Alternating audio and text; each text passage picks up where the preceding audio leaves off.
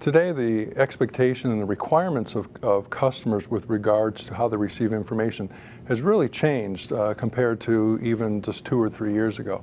Today, customers, they expect that the information that is provided is relevant to their current situation, it's personalized, and that it's been adapted to the technology that they're using to view the information.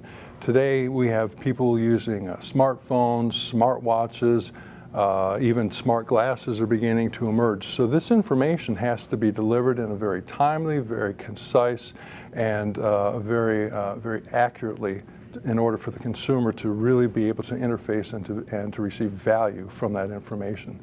In addition, these technologies are also creating new customer touch points and new marketing opportunities. And again, information has to be restructured and rethought so that it can actually be provided to these technologies to satisfy these expectations. To satisfy today's changing needs for content and how content is delivered, we have to really change the paradigm. Typically, content has been created as documents or chunks of documents, but really we have to begin now to look at the content as information, and we have to manage it as information.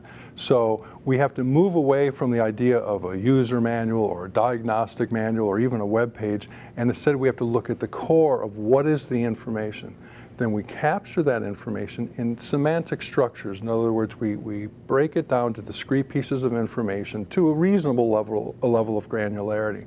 And we tag it so that it is later discoverable and reusable. And these information units, as I call them, these discrete pieces of information, actually then need to be placed into a larger context or an information model that's specific to the end user or the customer's domain. Once we establish and create these information units and build linkages between them, we end up with business intelligence, and we end up with a model that really reflects the business and the product and the services that are offered by a particular customer, for example.